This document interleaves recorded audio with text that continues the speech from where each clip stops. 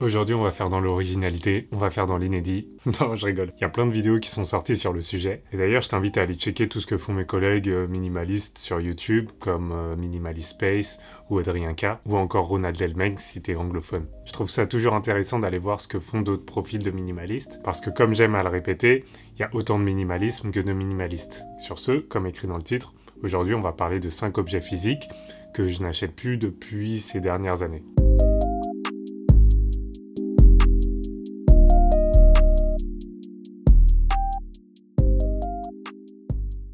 J'achète plus de montres ou de bijoux. J'ai parlé du fait que je ne porte plus de montre depuis plusieurs années déjà maintenant, et c'est la première vidéo que j'ai sortie quand j'ai repris YouTube régulièrement. Vu que maintenant ça fait à peu près 1 an qu'elle est sortie, je vais reprendre des idées que j'ai élaborées dans cette vidéo, parce que vous n'êtes pas forcément nombreux à l'avoir vue. Bon voilà quoi, c'était la première vidéo que je sortais en écrivant un script. On va dire que même moi je trouve ça gênant.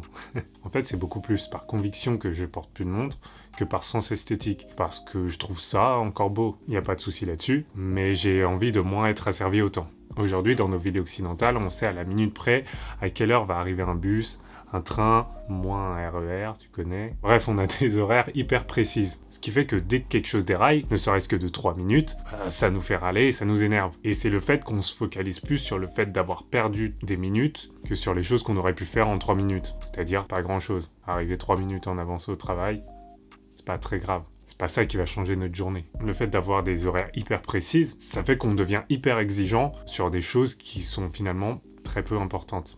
Enfin pour moi. Et en plus de tout ça, aujourd'hui la montre, c'est plus vraiment un outil pour donner le temps. On a le temps depuis des années dans nos poches, grâce à nos téléphones, même quand c'était pas des smartphones. Aujourd'hui c'est plus un marqueur social, on a des grosses montres pour montrer qu'on a réussi. Et j'avoue que je préfère ne pas porter de montre pour montrer que, je m'en fous en fait. Je n'achète plus de gadgets tech. Vu que je suis passionné de tech, et qu'aujourd'hui j'y travaille d'ailleurs, j'avais toujours ce truc d'acheter plein de gadgets. De la smartwatch aux écouteurs sans fil, en passant par plein de petits gadgets pour la musique. Attention ici, je fais bien la distinction entre des gadgets, des écouteurs sans fil, comme je disais, des smartwatches, ce petit synthétiseur de musique, et les outils qui me servent professionnellement. Comme mon Mac, qui est là, ou encore ma caméra. Et tout ce qui va avec, micro, tout ça. Dans mon ancien travail en tant que lead développeur, je passais mes temps libres entre YouTube et Amazon. Trouver un gadget qui allait augmenter ma vie. Ce petit truc qui fait que ma vie sera plus optimisée. C'est un équilibre hyper délicat. Parce que souvent, en ajoutant des gadgets qui sont censés nous améliorer la vie, on vient à avoir d'autres contraintes. Des contraintes qui sont des fois plus pénibles que ce qu'on veut gommer. Devoir penser à charger son casque sans fil ou sa smartwatch est une contrainte beaucoup plus coûteuse pour moi qu'avoir un fil ou sortir son téléphone de la poche pour checker les messages. Mais encore, c'est personnel. Ce que j'ai surtout appris en comparant mes années de travail en tant qu'ingénieur avec mon année à vivre dans un van, c'est que bien souvent, les expériences que j'ai vécues ont été beaucoup plus marquantes que n'importe quel objet que j'ai acheté ou gadget durant ces années de travail où je faisais que justifier ma paye ou mes heures de travail en dépensant. Je n'achète plus de souvenirs. Ça, c'est vraiment un truc hyper simple. Et c'est clairement un truc que tu vas revoir dans toutes les vidéos de ce style, ce que je n'achète plus en tant que minimaliste. Et c'est d'autant plus simple aujourd'hui que on peut plus trop voyager librement. Mais même si c'est assez simple en apparence, faut juste y penser. C'est pour ça que je trouve toujours ça utile d'aborder ce point. Faut juste penser au fait que non, ça nous apporte rien d'acheter une babiole qui va prendre la poussière et qui nous apportera rien au quotidien. Le souvenir sera le même avec une photo qu'on aura prise. Ça permet du coup de pas s'encombrer de quelque chose, ça permet de gagner du temps parce qu'on va pas le prendre à chercher ce truc. Culturellement, on a l'habitude de ramener des objets à des proches quand on part dans une destination lointaine, pour montrer qu'on a pensé à eux. Mais je pense que juste en continuant à communiquer, en envoyant des photos par exemple, ça a plus de valeur qu'un attrape-poussière. Clairement, je suis pas parfait, parce que mon voyage au Japon en 2017, c'est le pays des goodies et des souvenirs, alors moi je me suis ramené une petite Game Boy, tout ça quoi. Mais chut, je suis minimaliste.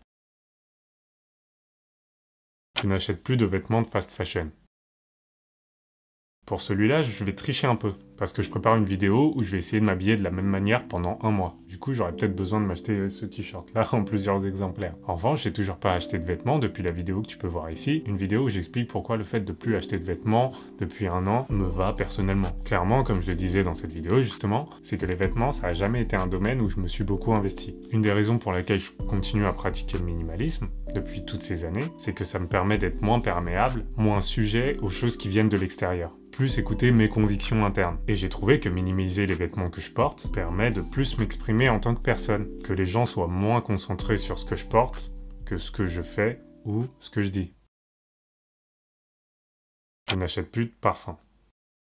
Ça aussi, c'est lié avec l'apparence. Le dernier parfum que j'ai acheté, je pense que ça doit remonter au lycée. Et personnellement, je pense que ça a eu aucune incidence sur ma vie. Ça me donnait juste un peu mal à la tête parce que je sentais mon parfum tous les jours. En fait, pour ces deux derniers points, j'ai l'impression qu'on m'a toujours vendu l'inverse. Que je pourrais totalement m'exprimer, que je peux montrer entièrement qui je suis sur ma manière de m'habiller ou sur les parfums que je porte. Mais pour moi, et je le répète encore, ce n'est que mon avis, mais j'ai l'impression que ça a été mis en avant par les marques de vêtements ou de parfums pour nous dire que certes nous devons être nous-mêmes, mais toujours à travers eux. Et c'est ce twist que je trouve moyen et qui me met finalement mal à l'aise par rapport aux convictions que j'ai. Clairement, notre présentation physique va impacter sur la manière dont les gens nous perçoivent. Et je pense que justement, m'habiller simplement ou ne pas mettre de parfum, comme je l'ai dit dans le point précédent, ça va moins interférer avec mon interlocuteur.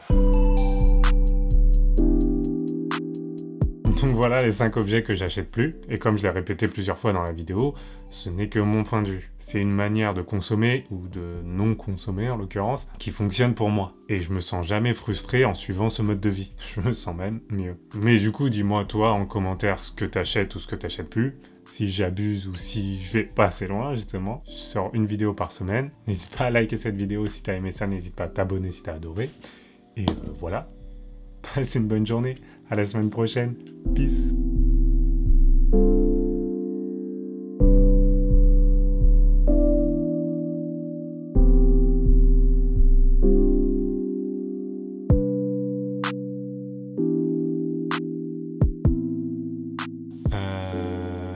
Voilà. Je vais m'habiller pareil pendant un mois. Je voulais aller dans des magasins, mais je crois qu'ils sont fermés vu le Covidus là. Du coup, ouais, ça va être intéressant. Et voilà. Allez, peace.